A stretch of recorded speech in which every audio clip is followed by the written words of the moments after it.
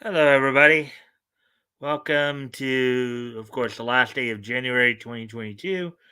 Welcome to the Mikestand. Of course, we're going to be waiting a few minutes to let some more people show up. So, anyways, la dee dee da dee da, la dee dee da dee da, la dee dee da dee da, la dee dee da dee da.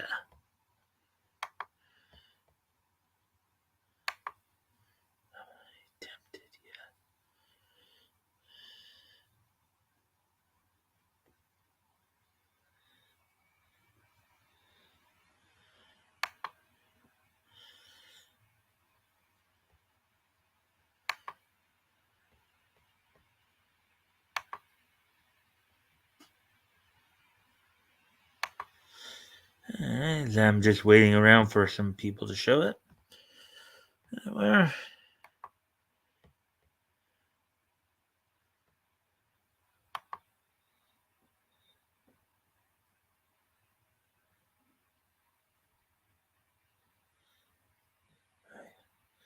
I knew it.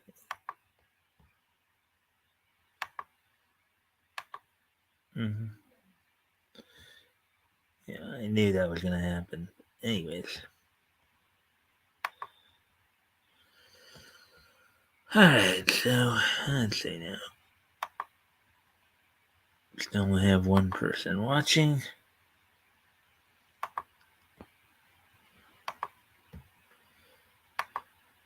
Which is me. And me on.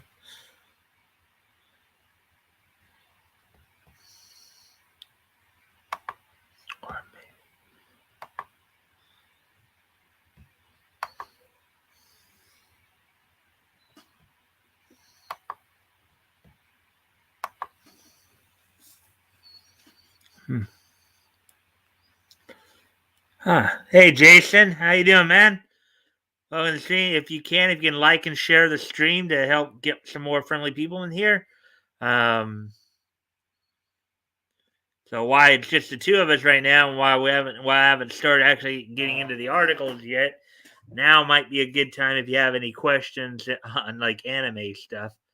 Albeit, what I have to tell you is I'm probably more familiar with stuff a little older than what you've been asking lately. So,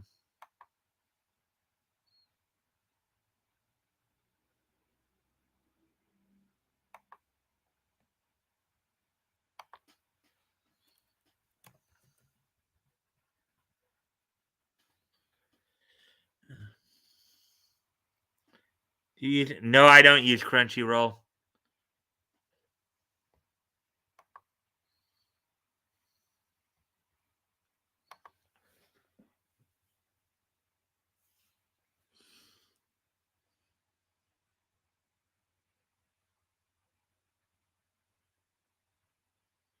I do watch Tsunami, or have. You know. I know, like for example, this Saturday night, Shinmui will be debuting at 12:30 on there.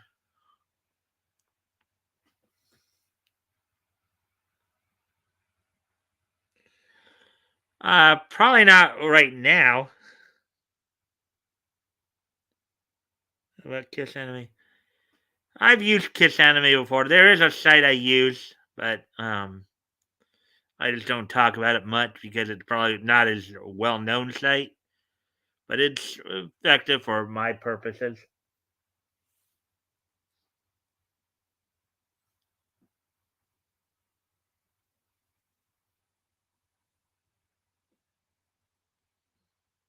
Hmm.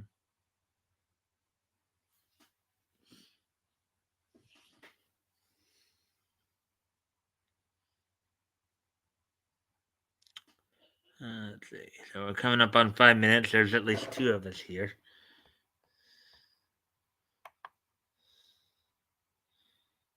Hmm.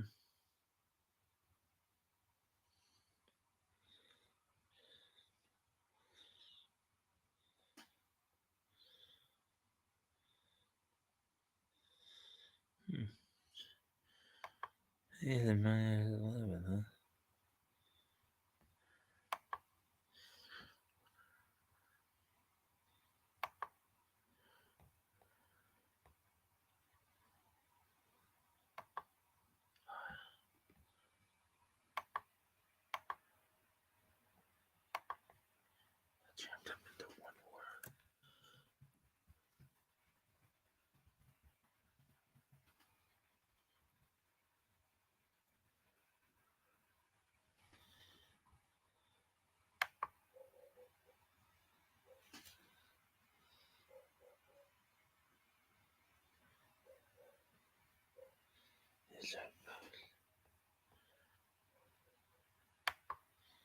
There we. Oh, it looks like we have a few more comments here. Okay.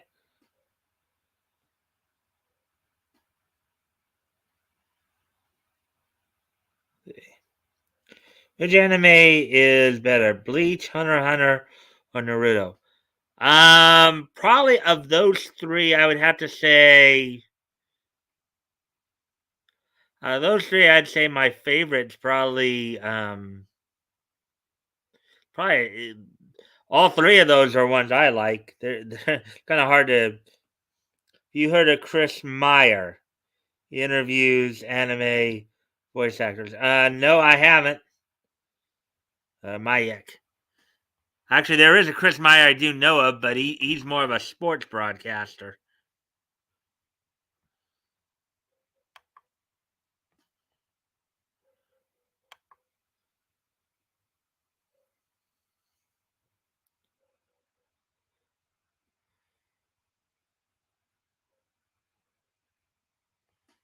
Hmm.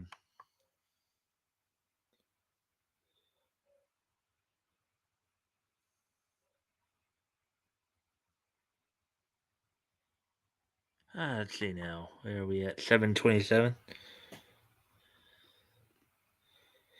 Hey Jason, are you on YouTube at all? Because the counter's still showing only one. I know it's still not accurate, 10, but it should by now be showing two of us here.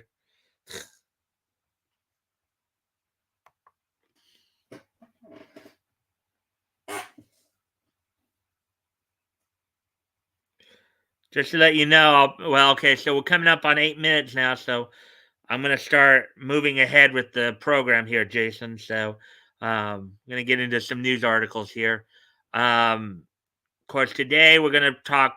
We have 5 news articles to go through.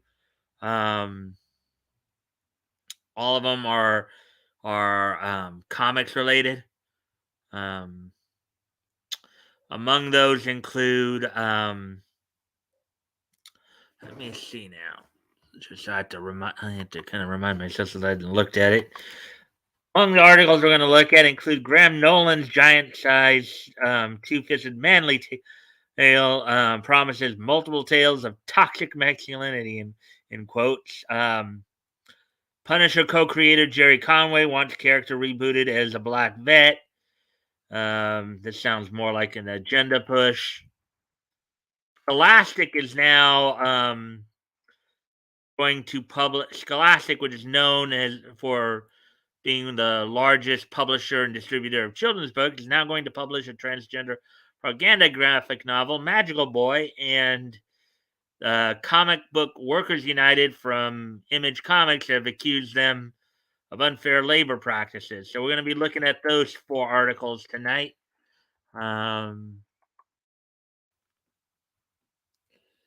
What cartoons did you watch aside from anime? Well, growing up, I watched like Super Friends. Like I grew up in the '80s, so I watched a lot of good ones back then, like Super Friends, He-Man, the Master of the Universe, Mobile Armored Strike Command Mask, Spider-Man and His Many Friends, Spider-Man the Incredible Hulk, um, Transformers, GI Joe. Um, so a lot of those stuff that came out syndicated. Um, That's the stuff I was watching growing up.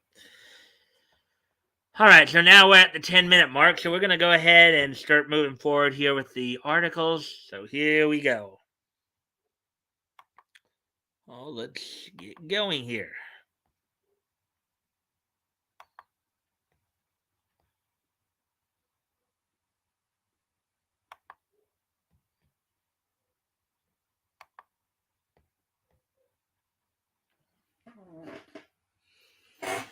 Alrighty then. So here we go with the first article here we're going to look at. See.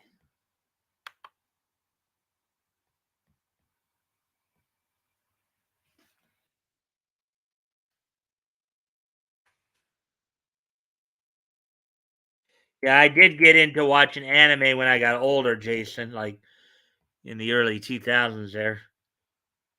That's when I started watching well, that's when I started watching anime that I knew was anime, because there were some shows that were actually originally anime, but then were edited in such a way to make more like cartoons, like Science Ninja Team Gatchaman, that was like Battle of the Planets.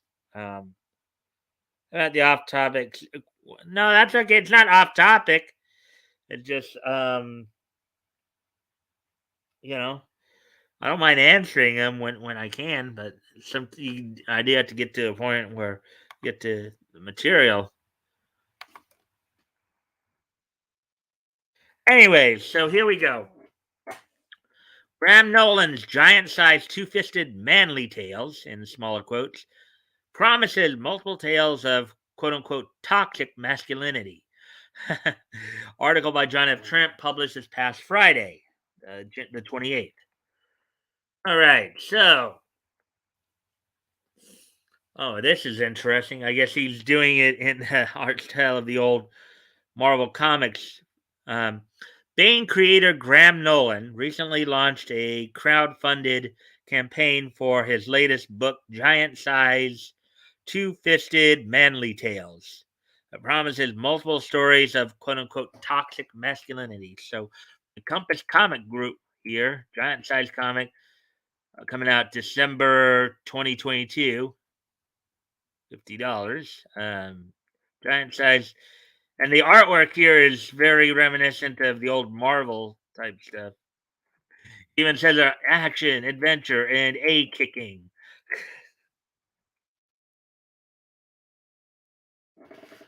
Nolan describes the book on its Indiegogo, stating, um, quote, giant sized two fisted manly tales is a collection of knuckle busting, lip splitting, teeth splitting tales of action and adventure that celebrates what has become known as toxic masculinity. In smaller quotes there. Quote, these are stories of men as protectors, warriors, adventurers, and soldiers having to rise up and do the right thing, sometimes at great personal sacrifice. This book is the reaction to the demonizing of masculinity in the current soy based world, unquote, Nolan adds. Mm-hmm. And there's a boxing match going on there.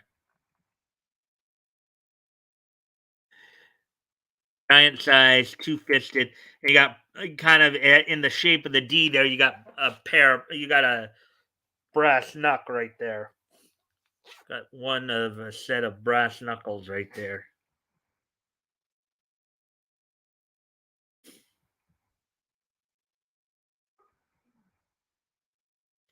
Andrew Paquette, who is contributing to the collection, declares the book is a direct response to Marvel and DC Comics taking their well established, much loved characters and turning them into woke mockers of themselves. And that's an interesting woke mockers. Okay.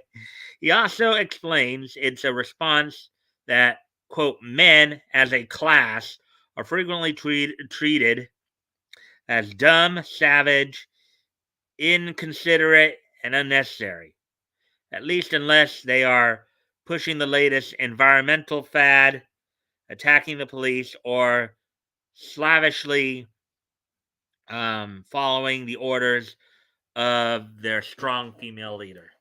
Take me to your leader now. Take me to your leader. I don't know why you care. I don't know what's out there. I don't know how it feels. So take me to your leader now. Take me to your leader.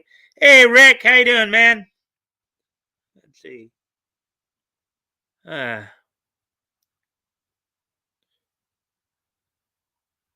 I was a little young at that point when that happened. Hey Rick, how you doing, man? As always, if you haven't already, if you can like and share the stream and see if we can get some more friendly people here, that'd be appreciated. Thank you for coming in. We're just getting into the stories right now. Looking at the first story here of like four I'm doing tonight. This one's about Graham Nolan's latest book coming out. Giant sized two fisted manly tales. So as noted in that description, the book is a collection of multiple stories. It includes stories from Nolan, famed Punisher and Flash writer Mike Baron, fellow Bane creator Chuck Dixon, Bo Smith, and Tim Rozon, and Underworld creator Kevin Graveau. It also features the art talents of Bass Reeves, artist David Williams, longtime Marvel Comics artist Butch Guice, Rogue creator Michael Golden, Andrew Paquette, and longtime Dynamite Comics artist Roberto Castro.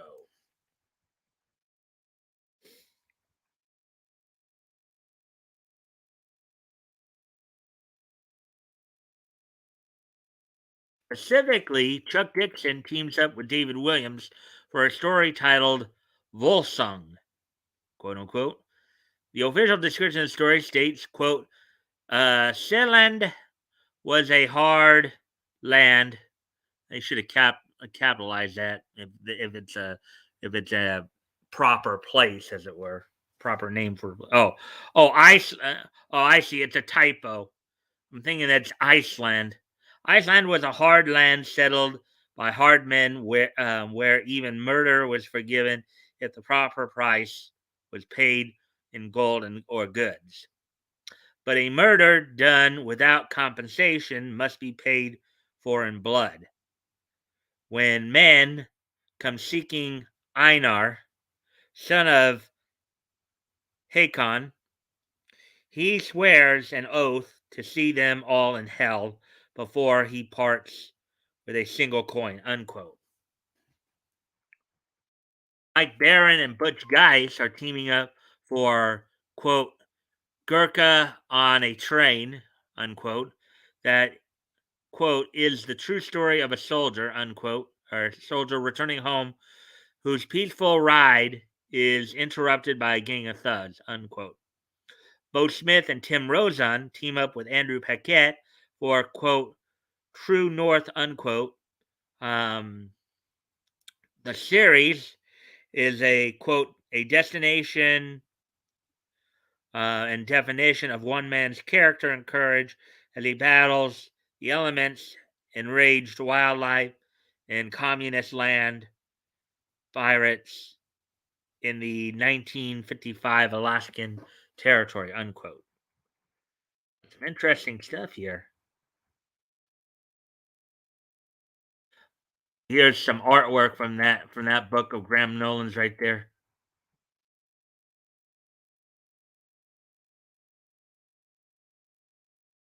Nolan pens, quote unquote, crossing the Rubicon with artist Michael Golden.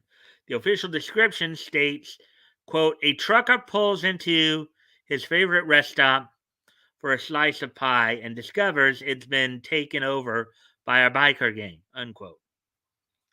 Finally, Kevin Graveau returns to the supernatural with, quote unquote, I Lycan. Lycan is, I think, Latin for wolf, like lycanthrope, somebody who turns into a werewolf. Alongside Roberto Castro, quote unquote, I Lycan is a horrifying tale where a werewolf slash pirate detective or private detective keeps things in check as he takes on supernatural cases in a city where monsters dwell in secret, unquote, states the official description. Not only did Nolan announce these 5 stories for the collection, but he also promised, quote, more stories and teens will be announced during the campaign, unquote. Maybe Graham should consider going on RJ's show and getting promoted there.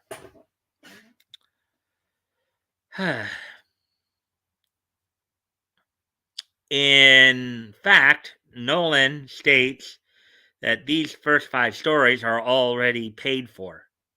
He explains that the purpose of the crowdfund campaign is to quote to help fund the second wave of 5 10-page stories, bringing this book to the 100 pages 100-page giant-sized book you deserve, unquote. Two-fisted Manly Tales man card, the official. The undersigned agrees to do the right thing at all times, protect women and children, stand up and be counted, and kick ass when necessary. That's kind of interesting. The book has currently raised nearly $50,000 from almost 600 backers on Indiegogo. As of writing, the book has raised $49,786, 594 backers. Do you plan on getting giant size two-fisted manly tales? All right, so there we go with that one. All right, so let's see. I'm good. That's good to hear, Rick. And it would seem you disappeared on me. Ah.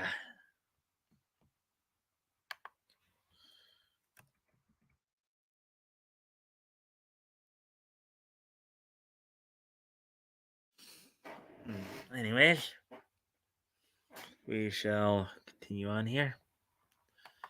Actually, just give me a sec. I'll be right back here.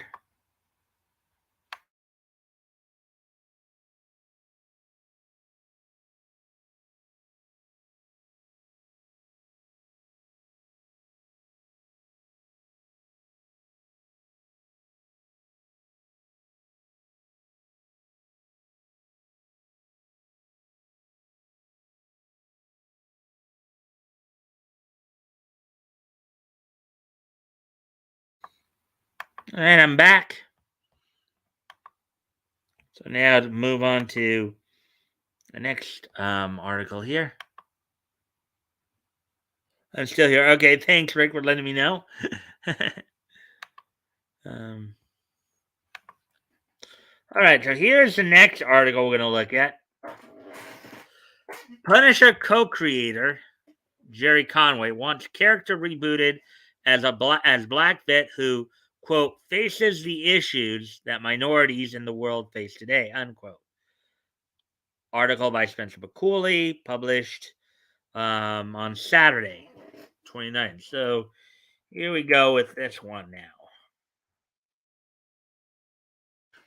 In the spirit of current Marvel, the Punisher co-creator Jerry Conway has revealed his wishes for the iconic anti-hero to be rebooted as a Black Armed Forces veteran who, quote, faces the issues that minorities in the world face today, unquote. Of course he does.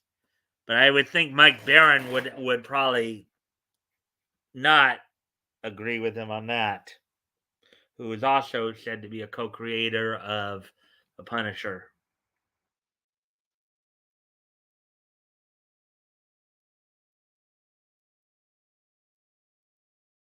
The other co-creator.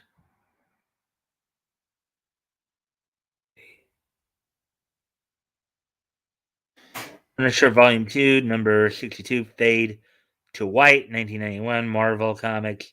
Words by Mike Barron and Marcus McLaren. Art by Val Mayerick, Al Williamson, and Marie Javins. Conway touched upon his vision for the Punisher's future during an October 2021 appearance on the Endless Thread podcast, invited on by host Amory Silverstone and Ben Brock Johnson for a conversation on Frank Castle's skull logo as part of the series of the histories and cultural impacts of various pieces of culture which have been imprinted within society as memes. Beginning his interview with a brief discussion of the character's development history, Conway explained to the two hosts that the Punisher was originally conceived in protest to the United States involvement in Vietnam, born out of his own belief that the quote government was taking on the wrong people, ignoring the people who are really dangerous, unquote.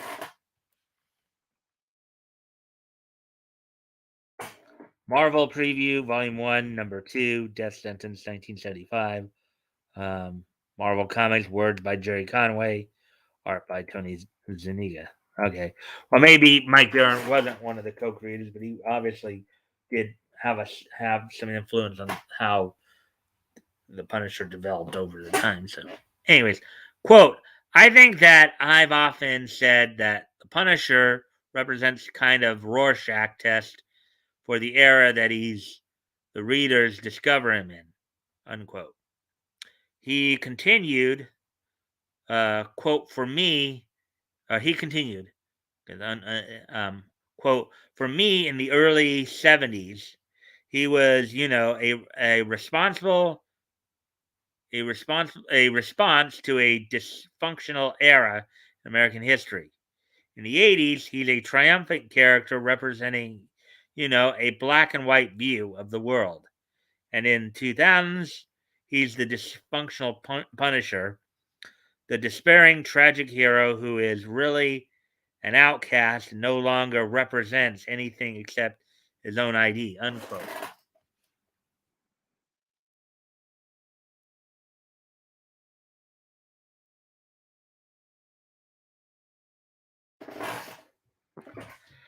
After reiterating his well known disagreement with the use of the Punisher skull by members of the military and law enforcement, eventually claiming to the host that when said service members wear the icon of a comic book vigilante, quote, they are saying they are outlaws and that they are criminals and that they are enemies of society, unquote. Conway explained to Silverstone and Johnson the ideals for reclaiming the skull. Quote, it's actually part of the value of the comic is that you can reinterpret these characters as long as you maintain some truth to the original archetype and they represent, unquote. He told the pair, quote, you can reinterpret them for the time in which they're creating, unquote.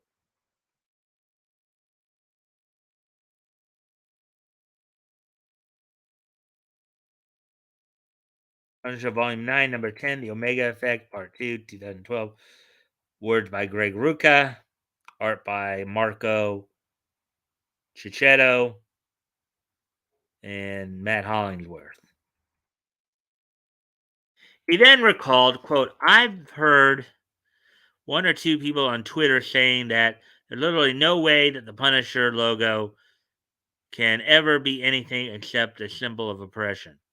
And I think that's just, no, come on. But even if that was the case, sticking your finger in the eye of the bad guys is always a good deal, unquote. Quote, and putting on sweatshirts or t-shirts, that had the BLM logo with the Punisher logo is it's a pretty hefty, in quote unquote, FU to people who deserve to have an FU, quote unquote. He added, referencing the Black Lives Matter Skulls of Justice campaign he launched last June.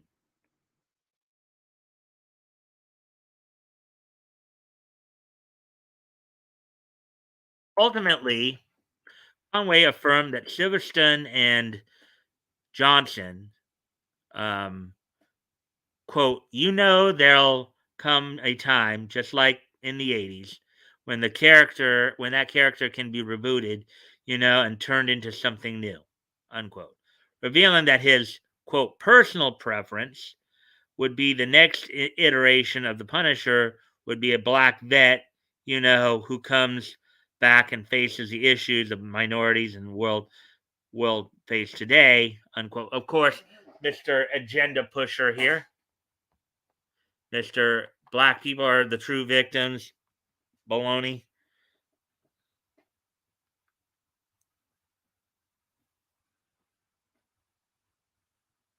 Character like the Punisher won't face the same issue as other minorities, even if he was one. Well, that would still be the government. Symbol of oppression. A skull is a symbol of death. Well, I mean, I guess in a way you could say, I mean, Rick, you could argue that it is a symbol of suppression, but just not the suppression that they're thinking of. I mean, if you're thinking of it as a symbol of death, and in a way it is a symbol of suppression of life, little play on words there. Um, so yeah, I mean, oppression. Yeah, yeah. I mean, it's a symbol of death. You could argue it's a symbol of suppression of life. You know, so or oppression of life.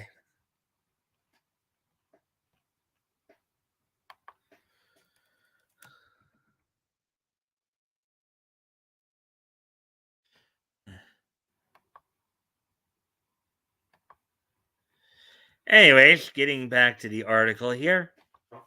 Ultimately, Conway affirmed to Silverstone and Johnson, quote, oh, actually, we read that part already. Oh, okay. Quote, again, as I say, like a Rorschach test, unquote. And just in case you guys don't know what a Rorschach test is, I believe the Rorschach test is are those ink blot type tests, I believe, that people use to try to figure out what's on people's minds, what they're preoccupied with. He concluded, quote, and when he does, I'll be proud of him again, unquote.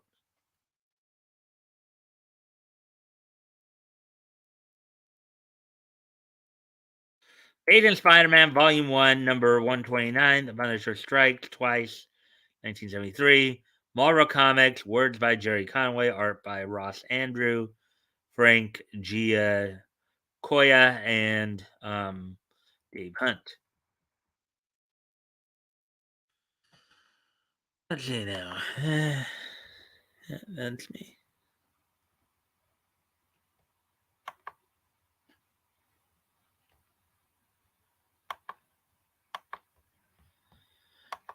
Surprisingly, such a reboot would not be the first time Frank found himself race swapped as a black man, albeit the prior instance was less than an exact equivalent.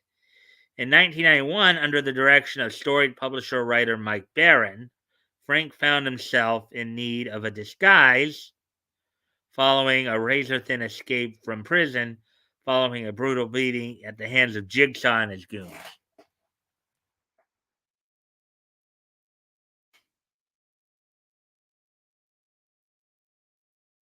Volume 2, number 60, Escape from New York, 1991. Words by Mike Barron and Marcus McLaurin. Art by Val Mayerick, Al Williamson, and Marie Javins. Desperate to avoid detection by the Kingpin as he returned to his mission, Frank asked his companion, Melinda Brewer, to give him such extensive cosmetic surgery that even, quote, my best friend won't know me, unquote. Shockingly, thanks to Amanda taking his request to its near furthest extent, Frank eventually awakens to discover that he now has black skin.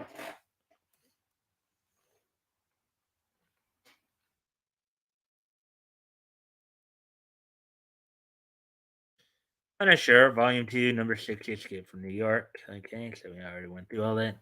However, this change was unsurprisingly only temporary, as over the course of the brief 4-issue adventure with Luke Cage, Frank's skin slowly faded back to its original color.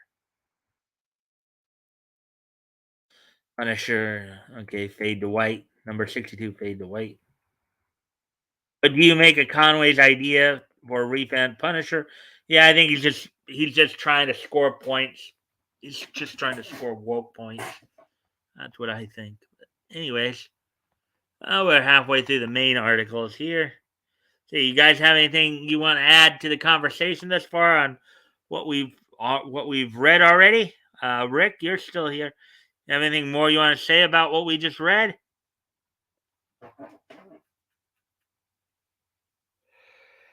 Hmm.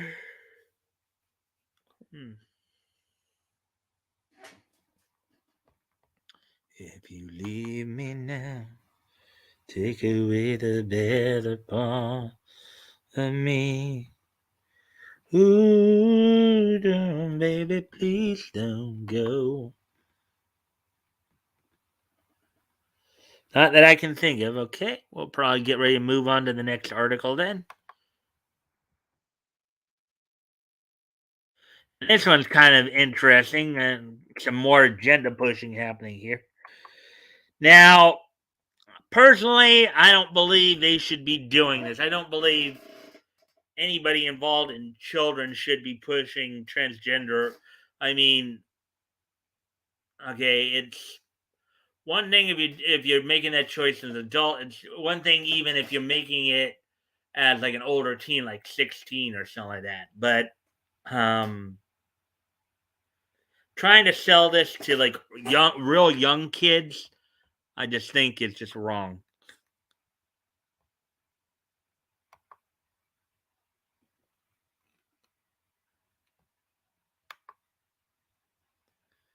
All right. So anyways, getting back to and as always, if you haven't already, if you can like and share the thing, see if we can get some more friendly people in here, that'd be appreciated. So let's get into this article here.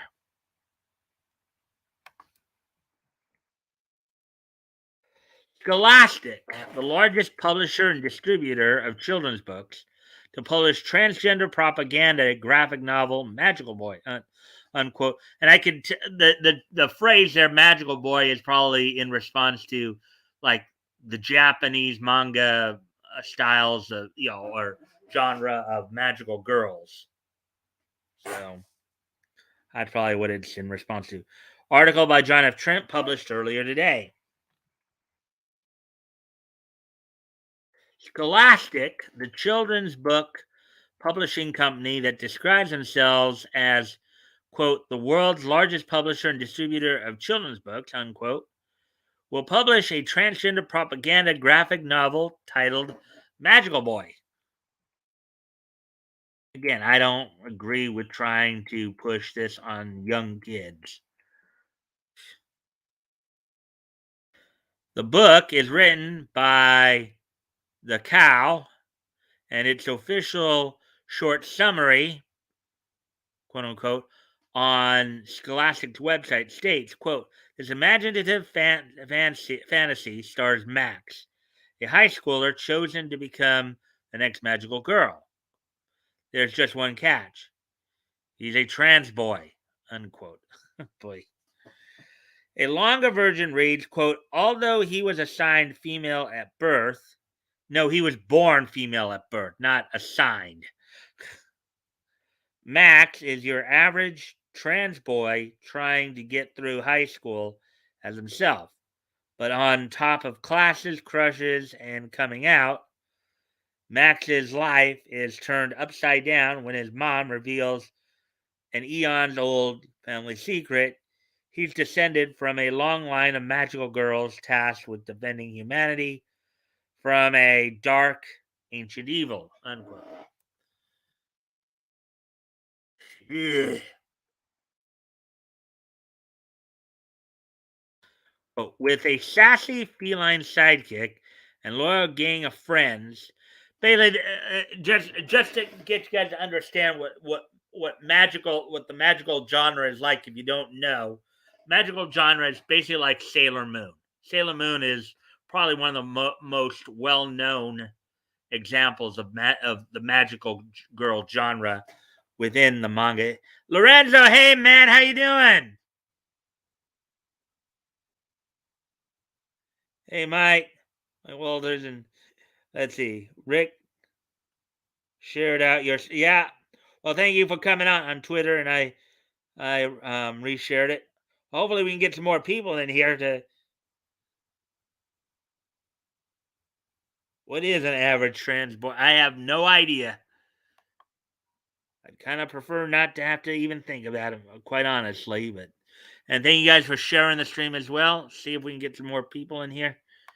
Anyways, I would really like to have Chris and I would really like to have Chris and Diana in here to get their point of view on this article as parents, because this is what the Scholastic is known for, publishing children's books. So basically, these are books that are targeted for kids, basically.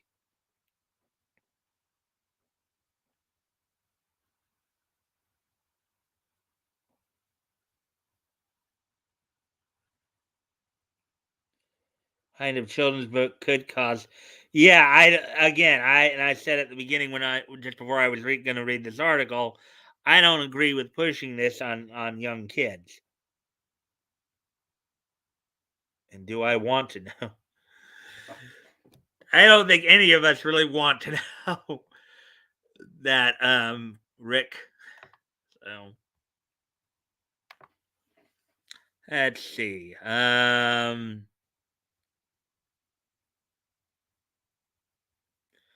The sassy. Okay, so I'm going to start with quote. With a sassy feline sidekick and loyal gang of friends by his side, can Max take on his destiny, save the world, and become the next magical boy? A hilarious and heartfelt riff on the magical girl genre, made popular teen manga series, unquote. The description concludes. Hmm,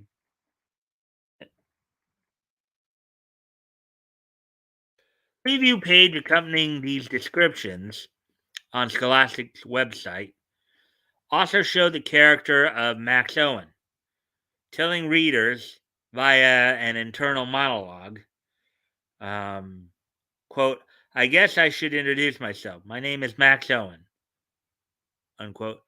The girl's mother also notes Owen is only 16 years old.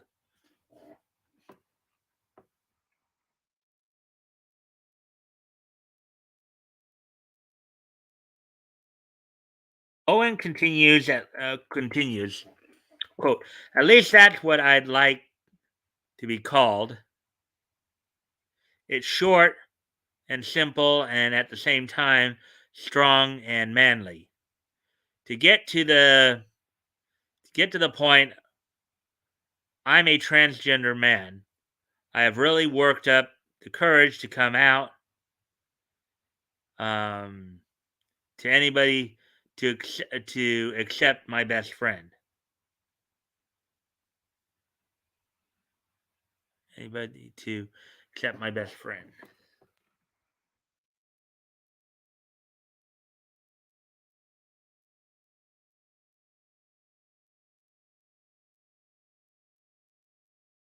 The book does come with a warning, quote, this title contains some mature content and may not be appropriate for every student, unquote. However, it recommends the book for children in grades 8 through 12. That's basically what that is. That's like middle school to high school, basically. That's like, you know,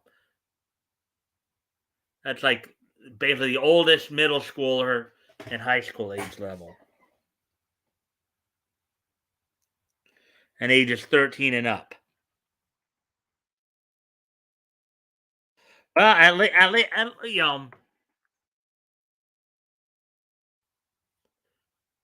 again, maybe, but I would even restrict it a little more. I would say 15 and up, and maybe 10 to 12th grade. You know, that'd be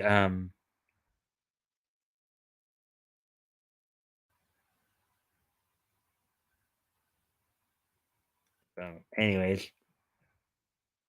Despite the warning, the publishing of the book does appear to go against Scholastic's own corporate social responsibility pledge.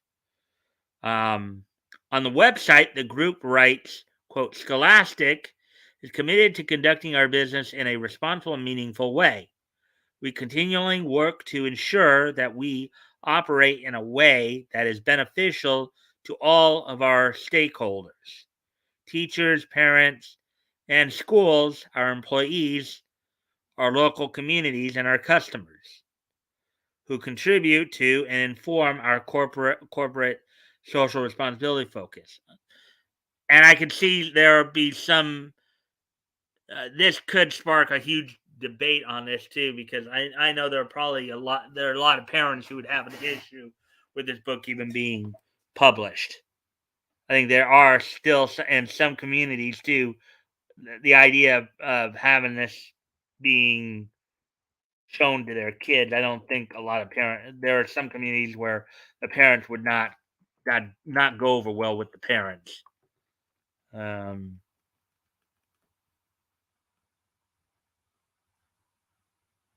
in middle school. Hmm.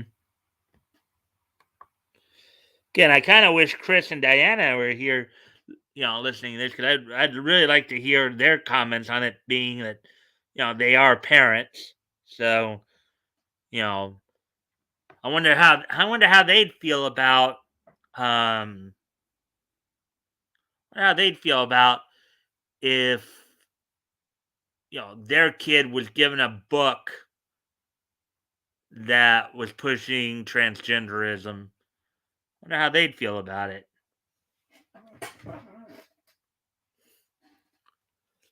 Anyways,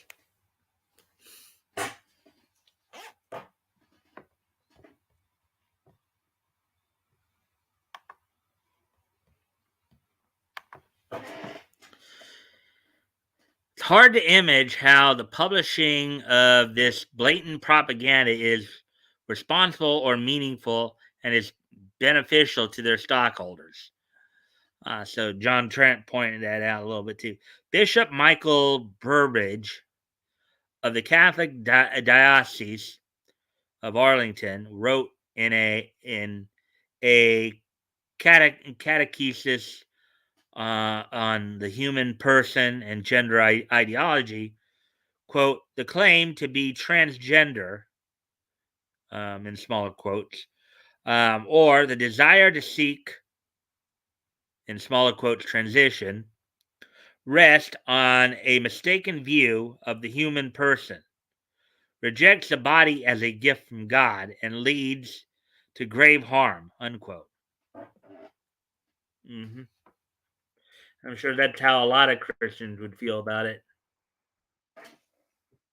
Quote, to affirm someone in an identity at odds with biological sex, or to affirm a person's desired, in smaller quotes, transition, is to mislead that person. It involves speaking and interacting with that person in an untruthful manner. Although the law of gradualness might prompt us to discern the best time to communicate in the fullness of truth, in no circumstances can we confirm a person in error, unquote, he declared.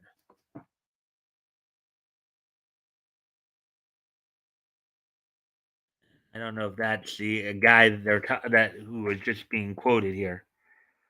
Michael Francis Burbage, Bishop of the Roman Catholic Diocese of Raleigh, seated at Sacred Heart Cathedral. This is a picture of His Excellency at a confirmation mass on the feast of Saint Michael at Saint Raphael in Archangel Catholic Church. Bishop Burbage continued, quote, indeed, there is ample evidence that, quote, gender of affirmation, unquote, not only does not resolve a person's struggles, but also can, in fact, exacerbate them. The acceptance and or approval of a person's claimed transgender identity is particularly dangerous in the case of children whose psychological development is both delicate and incomplete. Unquote. Good point there. This is a type of topic I don't think is good for younger children.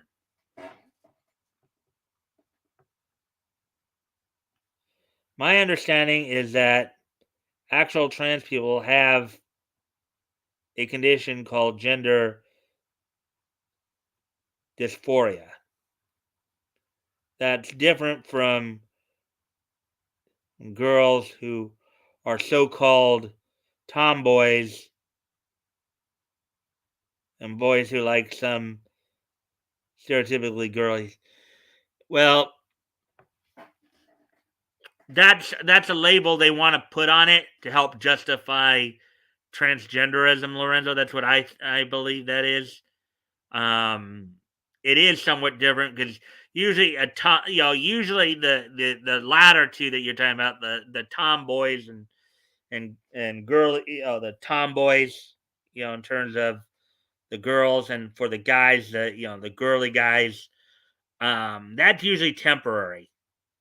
That's usually temporary. So, um,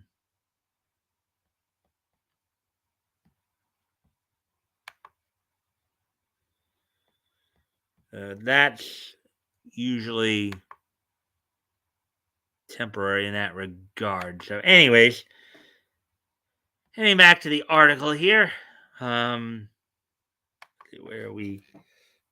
First and foremost, a child needs to know the truth. He or she has been created male or female forever. Affirming a child's distorted self perception or supporting a child's desire to quote unquote be someone other than the person, male or female, God created, gravely misleads and confuses the child about quote unquote who he or she is.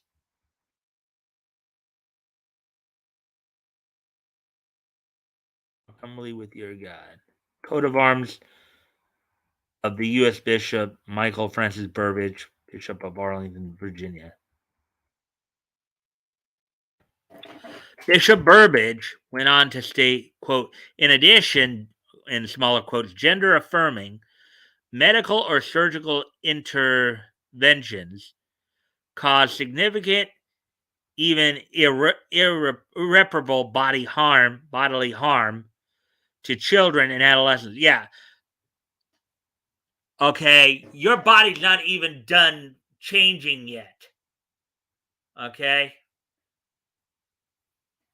Your body is going through the maturation process. Now, there have been some cases in history where, yeah, sometimes for whatever reason, there have been those who just for whatever reason have not been able to go through um, full puberty. An example of that, of course, is Deon de Beaumont, who an anime was actually based off of, back in 2007. He is an interesting character to say the least. Favorite character from Bleach.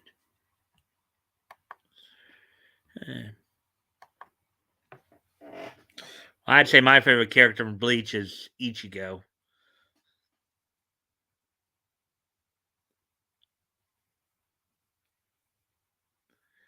Let's see.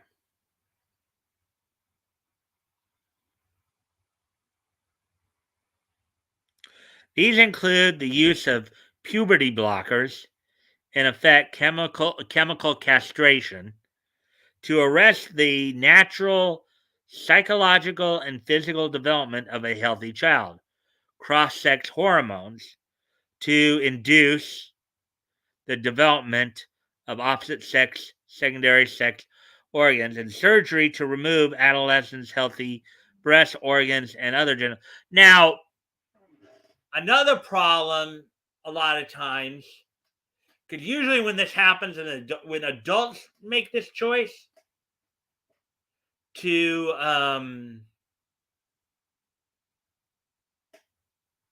a lot of times when you surgically try to alter your body, it does have catastrophic effects. Okay. Um, like even when adults go through the sex change operation, they become sterile. From everything I've heard and read, they essentially become sterile. They can't have kids. If a girl decides to become a guy, she cannot produce she cannot produce sperm. And if a guy becomes a girl, she cannot, or he can, whatever, he cannot give birth to a baby. Okay. And if they're doing this to little kids where they're like surgically altering them, for woke points or whatever, it's not just doing irreparable harm to the child, it's doing irreparable harm to society as a whole. Because then you're messing with the natural aspect of procreation. No, or He-Man is my favorite bleacher. Okay. Um, but yeah, the thing about messing with a child's genitalia like that is just, it's not, in my opinion, it's not right. Okay. This is probably one of those situations where they should be, you know, I mean, and now, granted, I know the legal numbers, talking about whether or not you're an adult, 16, 18, 21, whatever, but you should be generally recognized as an adult by the time you're even thinking about making such a decision. You should not be, or you should not be being forced to make the decision earlier than that, or you should go through puberty first, then decide. All right. Quote, because ultimately, when you do go through the sex change operations, you are kind of castrating yourself. You are making it to where you cannot procreate. And in doing so, that's a bigger societal blow, because that means that future generations can't be born. If you're going out there and you're trying to have every child emasculated, okay, we're gonna die out in a generation or two. You know,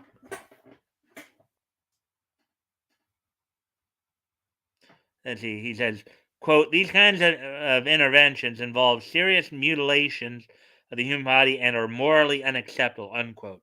Sir, I agree.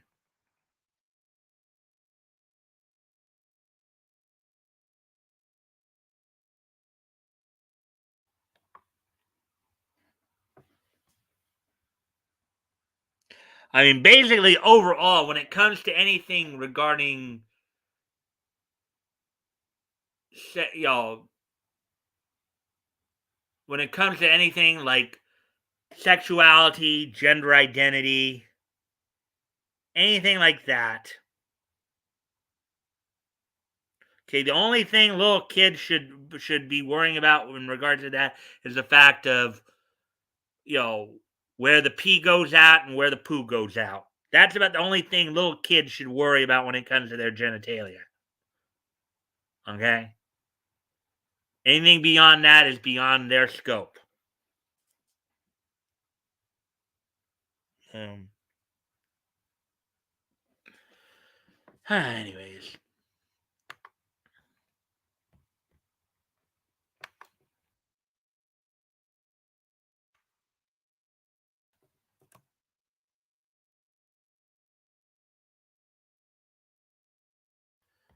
as we go back to the article here, we're already at the hour mark, so that's good to know. And let's see now. And if you guys have anything you want to say about the article too, go ahead. I mean, I know we've been talking about it. I know Rick and Lorenzo have already been saying stuff about it, so are giving their at least vantage point. So he also pointed out that quote adolescents are particularly vulnerable to claims that quote unquote gender transition will resolve their difficulties. Long-term studies show quote, higher rates of mortality, suicidal behavior, and psychiatric morbidity in gender transitioned individuals compared to the gender general population, unquote. Basically, again, by changing your gender identity too soon, you not only cause physical damage, but you cause psychological damage. Before even considering messing with your own genitalia, you should be fully mature first. Okay? You shouldn't be trying to do it, nor should your parents be pushing you to do it when you're that young. Okay? You should just grow and develop, be a kid. Don't worry about this. As I said, particularly little kids, only thing they need to worry about when it comes to their genitalia is where the pee goes out, where the poo goes out. That's about the only thing they really need to know. And maybe that, of course, in general, boys have penises and girls have vaginas, as was said in that one one bit on Kindergarten Cop. If you guys ever saw that movie,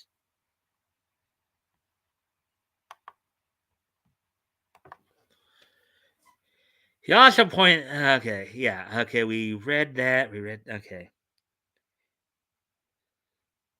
In addition, studies show that children, quote, in addition, studies show that children and adolescents diagnosed with gender dysphoria have high rates of um, comorbid mental health disorders. Comorbid basically means with death. So, so I know you were saying something about this earlier, Lorenzo. This is the problem with that gender dysphoria diagnosis. Is that those who usually get diagnosed as that, they do suffer psychological harm in getting that diagnosis. That does lead to them taking their own lives, such as depression and anxiety are three to four times more likely to be on the autism spectrum and are more likely to have suffered from adverse childhood events, including unresolved loss of trauma or abuse, unquote, he added. Psychotherapeutic, in quote, psychotherapeutic treatments that incorporate, quote, ongoing therapeutic work to address unresolved trauma and loss, the maintenance of subjective well being, and the development of the self, unquote, along with established treatments addressing suicidal ideation, are appropriate interventions. Gender transition is not the solution, unquote, declared the bishop. And I would agree with him. What do you make of Scholastic publishing this? Yeah, I don't think they should. Quite honestly, I don't believe they should. They're a private company. They have a right to do so, but I just don't think it's a good idea as a whole. It has so many massive ramifications attached to it for both individuals and society as a whole. A little bit. I don't watch a whole lot of The Simpsons. Anyway, so that's it for that article. Again, I would have really loved to have Chris and Diana in here because them being parents, I would love to have heard their take on this. Maybe I'll ask them about it. What's your favorite Disney movie? I don't know if I have one outright. Um, I would say if I have any that's a close favorite would be Johnny Tsunami. Um,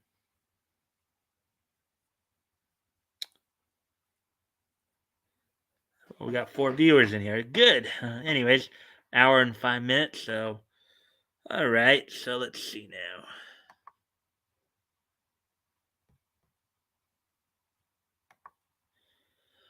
All right. So getting ready to move on to the next article here, or the last. This will be the last main article of the night.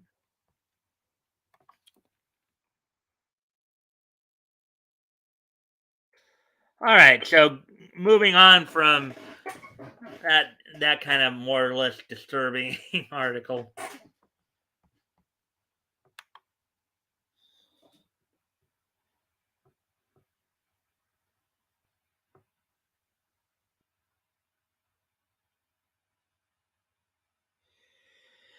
Um,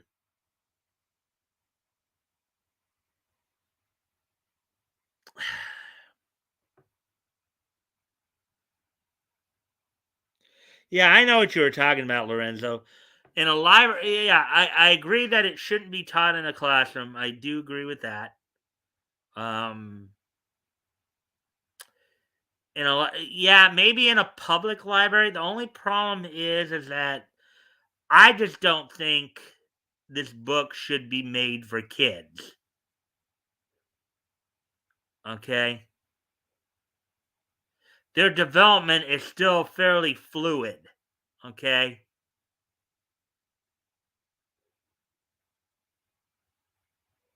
young kids should not be exposed to the idea of boys becoming girls or girls becoming boys or anything like that. They should just be kids and just develop as they naturally would without you know any propagandizing, um, agenda pushing people trying to get their way.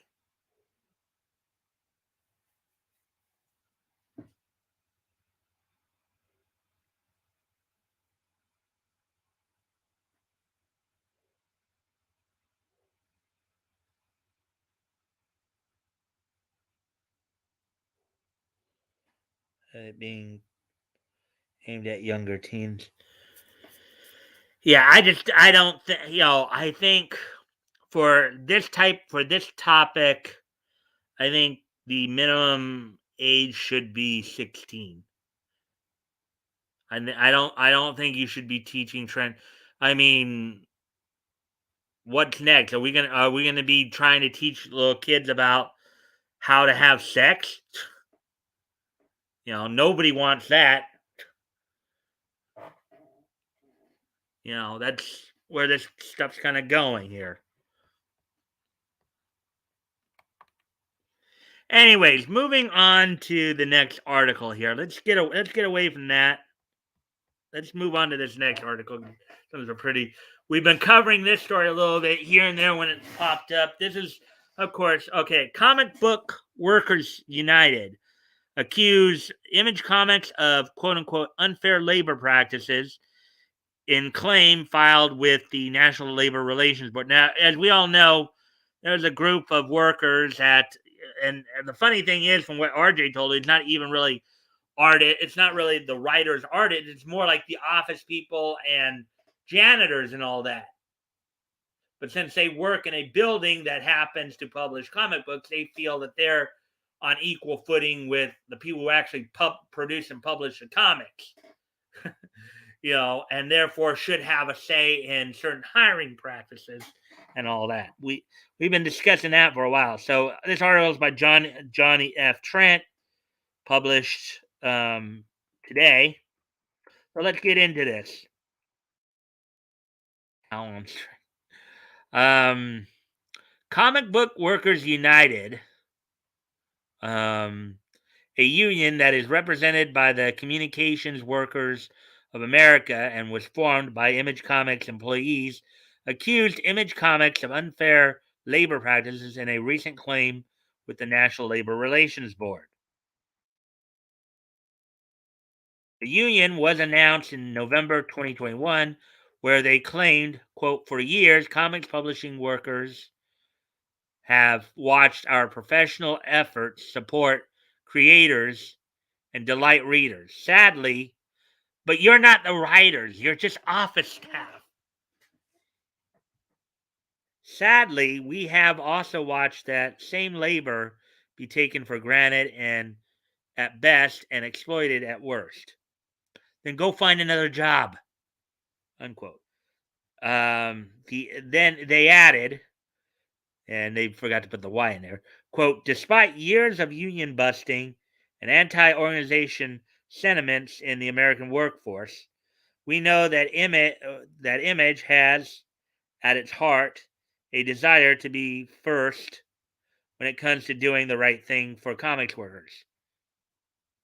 Maybe for their writers and artists, not for their office staff.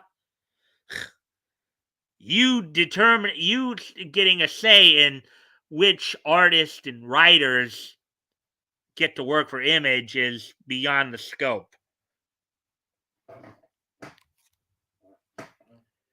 That's why we know we will win, because our success is the company's success. Unquote.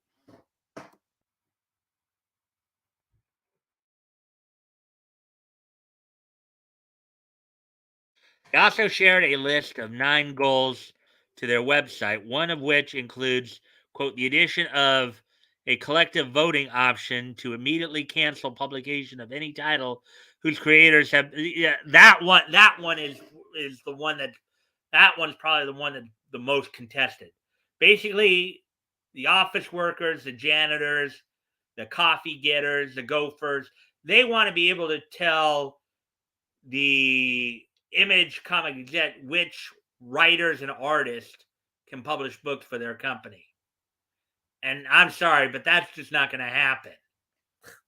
That's going beyond the scope. It's one thing to be trying to get fairer wages, better working hours, that kind of thing.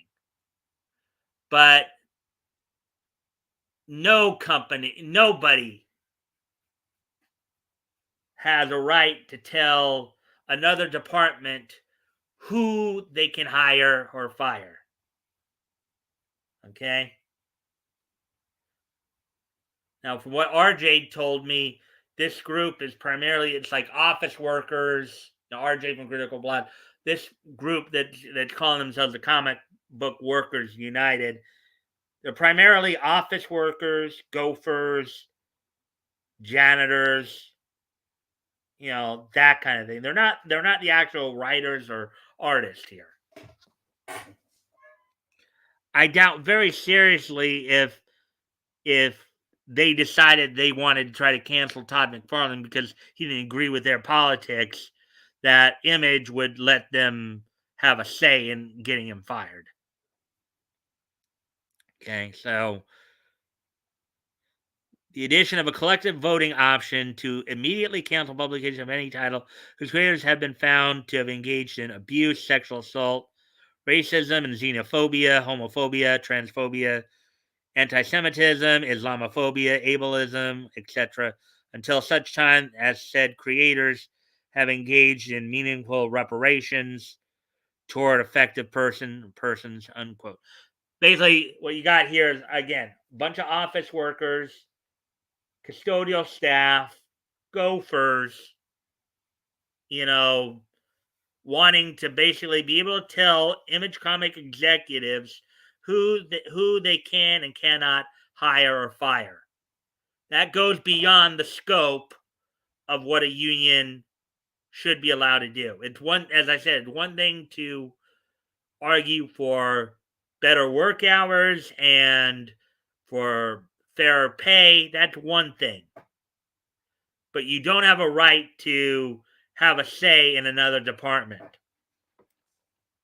If you don't like working there because they do support the people that you don't, go work somewhere else. Go start your own company if you're that hell bent on it.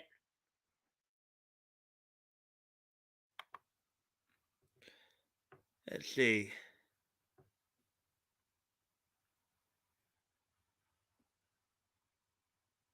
Problem is one's hormone starts changing when one enters adolescence.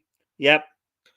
Basically, you're not really fully developed and shouldn't be messing around with your body that way.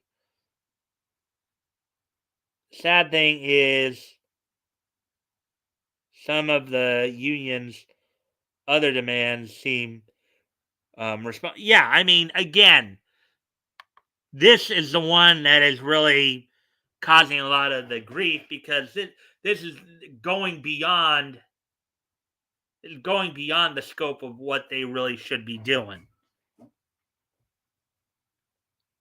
Another goal is, quote, a long-term actionable plan to address the overall lack of diversity in both general staff and management. Well, maybe in general staff part, yeah. The authors, artists, and readers who bring comics to life have never been homogenous, and the stories we publish can only be improved by staffing or organization. No, it can't. Only the writers and artists can improve the story because they're the ones that they're the ones that are creating it. You all have nothing to do with that. In a way that more accurately reflects the demographics of our creators, our readership, and nation as a whole. By January 6th, the union announced that they won their election, quote, making Image Comics the first unionized comic book publisher in the United States, unquote. They went on to state, quote, winning this election is only the beginning. As always, we are drawn in solidarity. Well, I think I think Image Comics should downsize then. Just downsize. Just get rid of all these people. And are eager to continue working together with the CWA on the next step towards securing a strong, fair, and exemplary first contract for comic book publishing workers. Now, the Comic Book Workers United Union accuses Image Comics. So, in one sentence, they were saying that Image Comics was for the union, but now apparently they're saying they're not. Of, quote, engaging in unfair labor practices within the meaning of Section 8A, subsections 1 and. Well, see, this is, I would blame Image Comics for this and in like pushing the idea of unionizing themselves because they kind of shot themselves in the foot by doing this, by giving in to these people. 1 and 4, the National Labor Relations Act. And these unfair labor practices are practices affecting commerce within the meaning of the Act. And these unfair labor practices affecting commerce within the meaning of the Act and the Postal Reorganization Act, unquote. Quote, Image Comics retaliated against bargaining unit members and Image Comic employees for commencing our case 19-RC-285502 and participating in the procedural for subregion 36 to evaluate the appropriateness of the bargaining unit, unquote, comics book unit.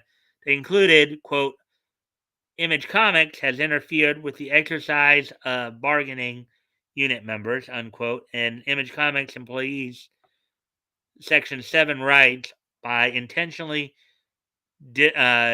disseminating misinformation, unquote. Well, who's really disseminating misinformation? Because as I was just reading that article, it sounded like at first they were saying that Image Comics was supposedly for this union. They were saying that they were all like, "Yeah, we want to be unionized," including the higher ups. But they're now saying that no, There were people at Image Comics who didn't want to be unionized. Now, granted, that might be management, that might be the higher ups. And if you're saying that they're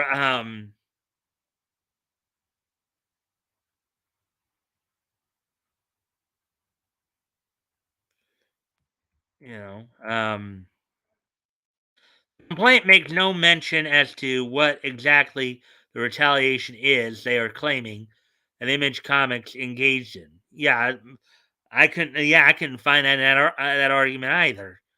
But in one of the more recent issues of well, I guess the only thing they could argue is the fact that they're not being put on the credits. But from what I understand, these were like office people. These weren't like actual creators, but these are like office people, like editors and all that.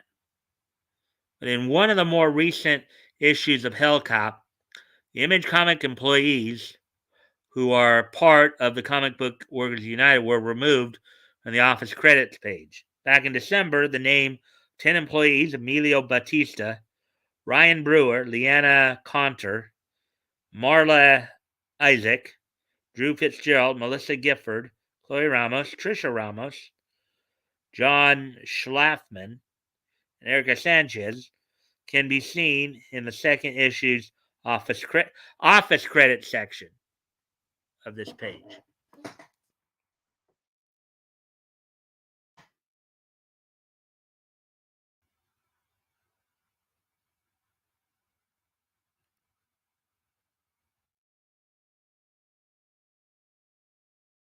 However, in Hell Cop number 3, the names of these employees are no longer present on the title page.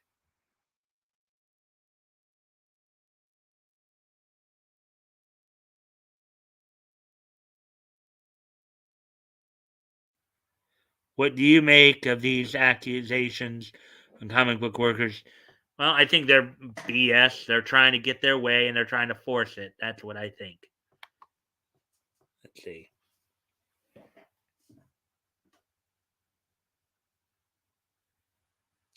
See what you guys.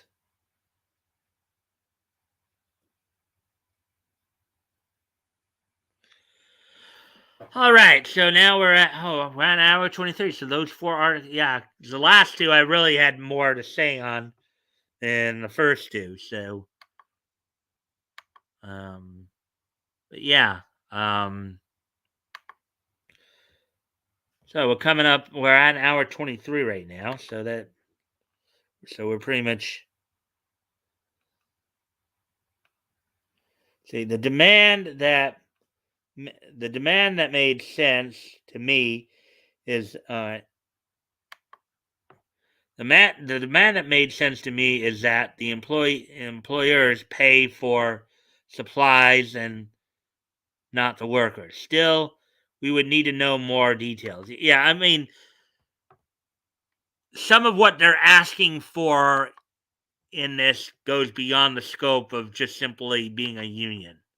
Because unions fight for better working conditions, they fight for better pay, but to ask for like personnel power, like the ability to have a say in who gets hired and who gets fired, that's beyond the scope of a union. That is beyond the scope of a union. And that is just not going to happen.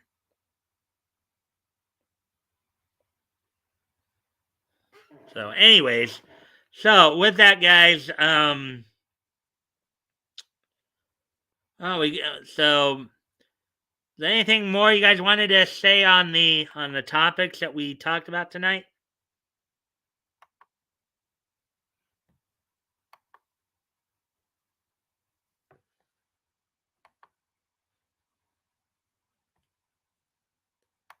Because if not, I might just decide to just wrap up early here. Woke stuff and the ability to cancel books seems odd if we're talking about Say, yeah, I mean, well, yeah. So RJ from Critical Blast is telling me that apparently these um the people who are making up this union, this comic book writers united or comic book workers united union, they're all pretty much office staff, custodial staff, you know, that kind of thing. They're not the actual writers or artists for the books themselves. They are, but what they're wanting, one of that one demands basically says they want to have a say in anybody, including writers and artists, which writers and artists that they. I mean, that's basically it's a whole thing, that they have a say in being able to hire or fire a or cancel a publication if they believe that the writer or artist has been found of quote unquote whatever they're you know, they're trying to push. But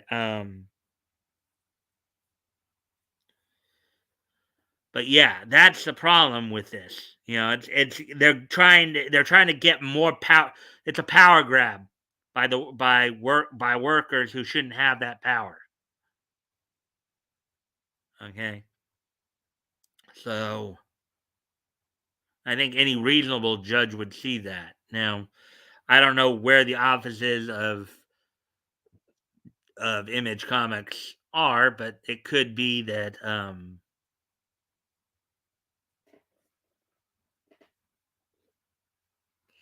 the writers and artists were supposed to be the people in charge of Image when the company was created.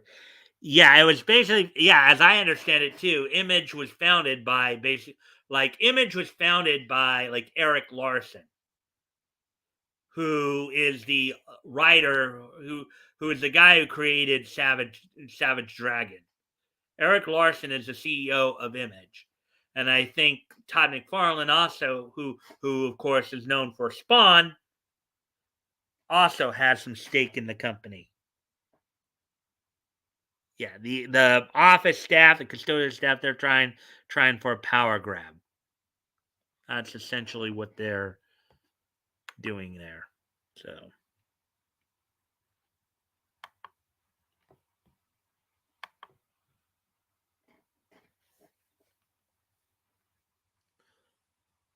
all right, guys. Well, we are coming up on an hour and a half here, and aside from this day in each history, there's not much more I think can be said about this. So, I think I'm going to start to wrap up here. I got some other stuff I got to do. So what we're going to do here now is we're going to go ahead and do this day in each history. So, you guys ready for this day in each history?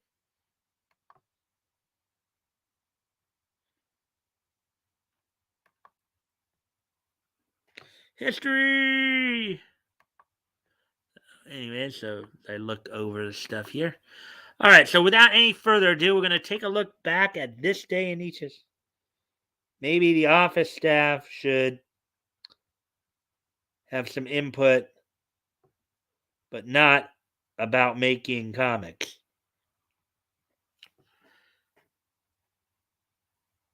Well, office staff shouldn't have anything to do with hiring and firing. Okay, period. Anyways, okay, without any further ado, we're gonna go ahead and I'm gonna go ahead and get started on this day in each history.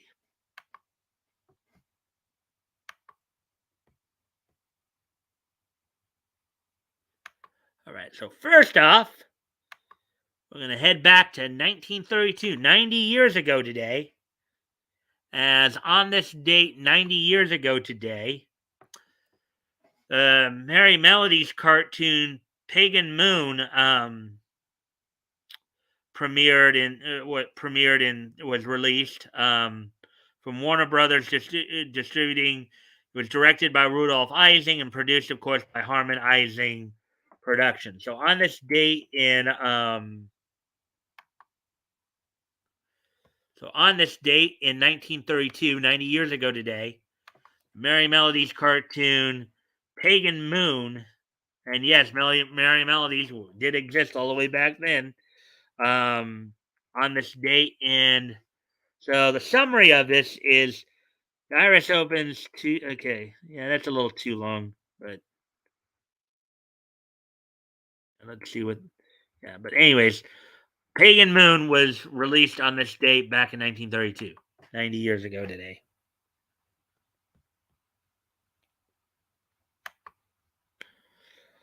Anyways, moving on to the next article.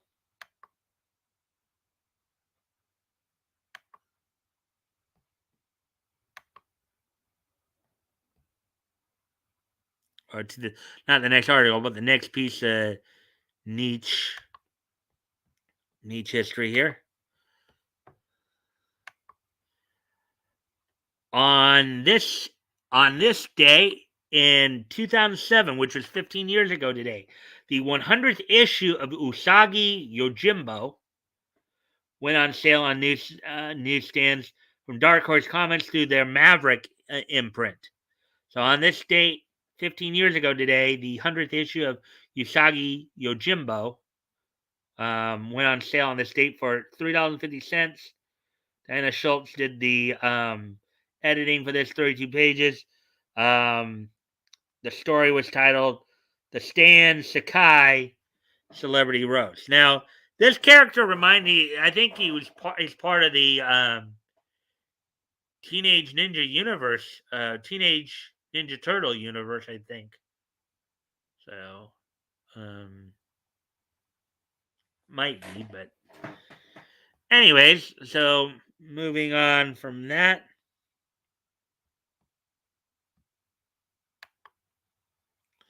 We have one more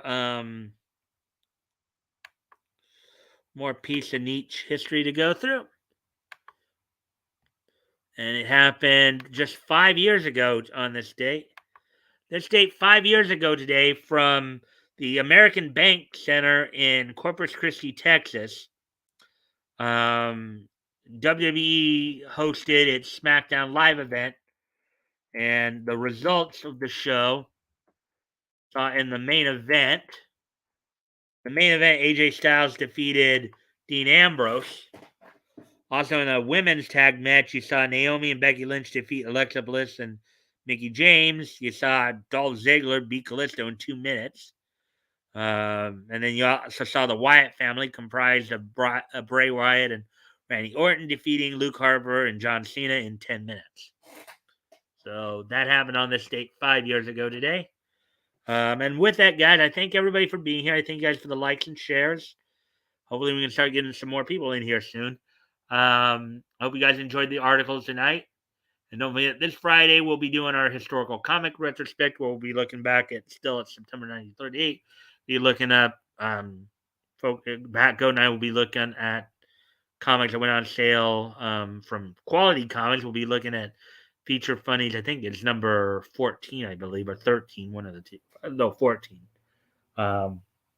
So anyways, until tomorrow, guys, I hope to see you back here then. Bye.